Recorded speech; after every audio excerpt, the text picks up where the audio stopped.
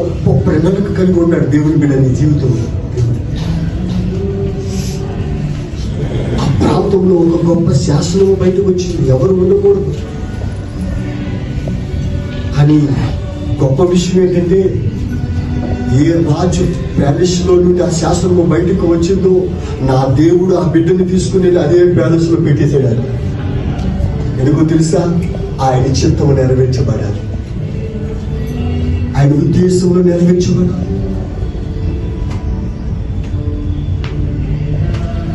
ఆయన ఉద్దేశించినట్లుగా జరుగుతుంది నీ జీవితంలో. ఎవరు ఆపలేరు. నీ పరిస్థితులను, నీ స్థితిగతులను కొన్నిసార్లు నేను వెనక్కు లాగేస్తూ ఉన్నావా? నువ్వు అనుకుంటున్నావు ఇంకా నా లైఫ్ అయిపోద్ది అనుకుంటున్నావా? నో, అక్కడి నుండి ప్రభు మళ్ళీ స్టార్ట్ చేయాలనుకుంటున్నావు. మీరే కదా పాట పాడారు. ఏం పాట పాడారు మీరంతా?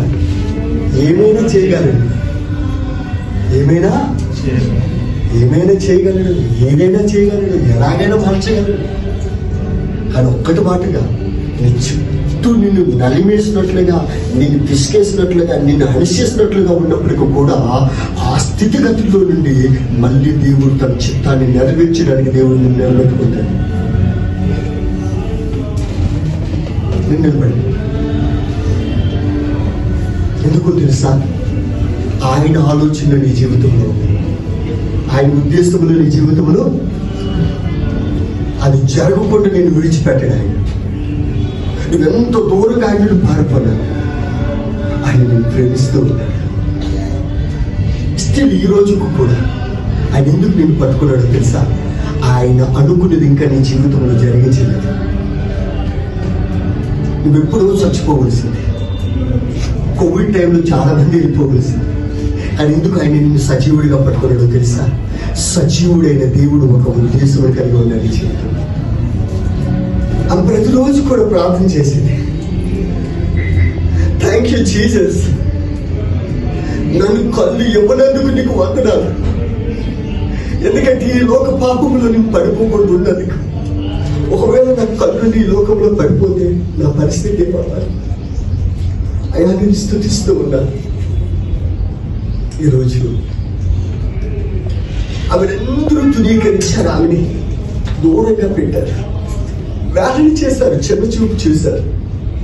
ఈరోజు నా బిడ్డ 25 భాషల్లో దేవుడిని ఆరాధించగలరు.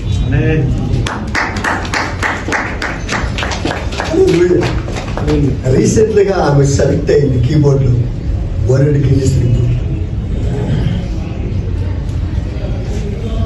నేనేమంటున్నానంటే, మనలో ఏ లోపం ఉన్నప్పటికీ కూడా, మన పరిస్థితి ఎలా ఉన్నప్పటికీ కూడా మనం ప్రభువును పట్టుకోవాలి, ఆయన విడిచిపెట్టాలి.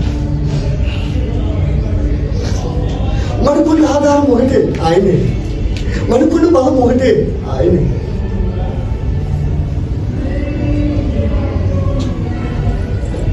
ఈ పట్ల దేవుని ఉద్దేశం.